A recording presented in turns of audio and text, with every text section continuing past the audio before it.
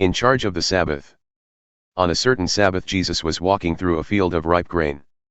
His disciples were pulling off heads of grain, rubbing them in their hands to get rid of the chaff, and eating them. Some Pharisees said, "Why are you doing that, breaking a Sabbath rule?" But Jesus stood up for them.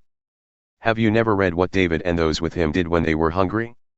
How he entered the sanctuary and ate fresh bread off the altar, bread that no one but priests were allowed to eat.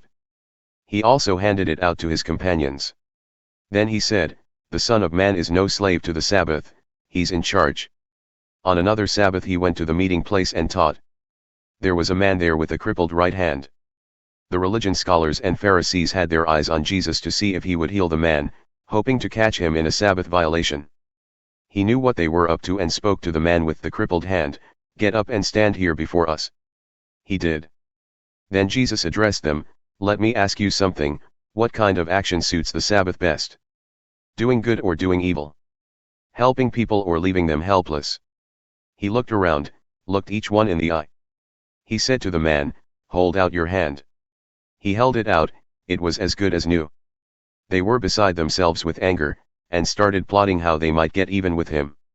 The 12 Apostles. At about that same time he climbed a mountain to pray. He was there all night in prayer before God.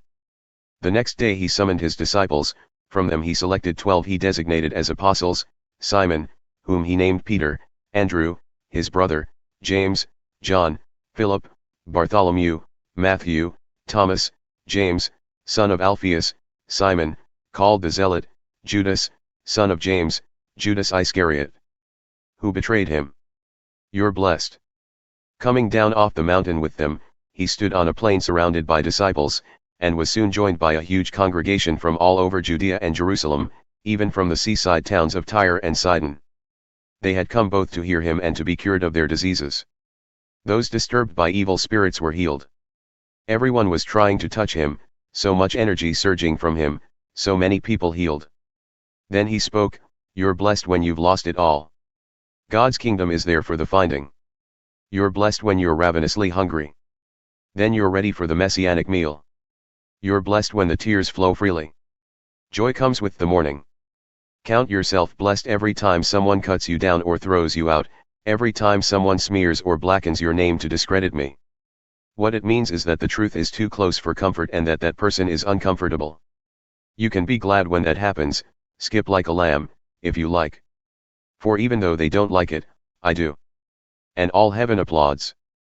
And know that you are in good company, my preachers and witnesses have always been treated like this. Give away your life. But it's trouble ahead if you think you have it made. What you have is all you'll ever get. And it's trouble ahead if you're satisfied with yourself. Yourself will not satisfy you for long. And it's trouble ahead if you think life's all fun and games. There's suffering to be met, and you're going to meet it. There's trouble ahead when you live only for the approval of others, saying what flatters them, doing what indulges them. Popularity contests are not truth contests. Look how many scoundrel preachers were approved by your ancestors. Your task is to be true, not popular. To you who are ready for the truth, I say this: love your enemies. Let them bring out the best in you, not the worst. When someone gives you a hard time, respond with the supple moves of prayer for that person. If someone slaps you in the face, stand there and take it. If someone grabs your shirt, gift wrap your best coat and make a present of it. If someone takes unfair advantage of you, use the occasion to practice the servant life. No more payback. Live generously. Here is a simple rule of thumb for behavior: ask yourself what you want people to do for you, then grab the initiative and do it for them. If you only love the lovable, do you expect a pat on the back? Run-of-the-mill sinners do that. If you only help those who help you, do you expect a medal? Garden variety sinners do that. If you only give for what you hope to get out of it, do you think that's charity? The stingiest of pawnbrokers does that. I tell you, love your enemies. Help and give without expecting a return. You'll never, I promise, regret it. Live out this God-created identity the way our Father lives toward us, generously and graciously, even when we're at our worst. Our Father is kind, you be kind. Don't pick on people, jump on their failures, criticize their faults, unless, of course, you want the same treatment. Don't condemn those who are down, that hardness can boomerang. Be easy on people, you'll find life a lot easier. Give away your life, you'll find life given back, but not merely given back with bonus and blessing. Giving, not getting, is the way. Generosity begets generosity. He quoted a proverb, "Can a blind man guide a blind man? Wouldn't they both end up in the ditch?" An apprentice doesn't lecture the master. The point is to be careful who you follow as your teacher. It's easy to see a smudge on your neighbor's face and be oblivious to the ugly sneer on your own. Do you have the nerve to say, "Let me wash your face for you," when your own face is distorted by contempt? It's this "I know better than you" mentality again, playing a holier-than-thou part instead of just living your own part. Wipe that ugly sneer off your own face and you might be fit to offer a washcloth to your neighbor. Work the words into your life.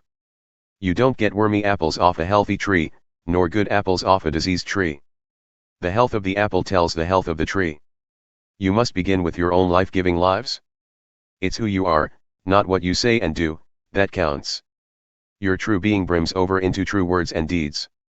Why are you so polite with me, always saying yes, sir, and that's right, sir, but never doing a thing I tell you?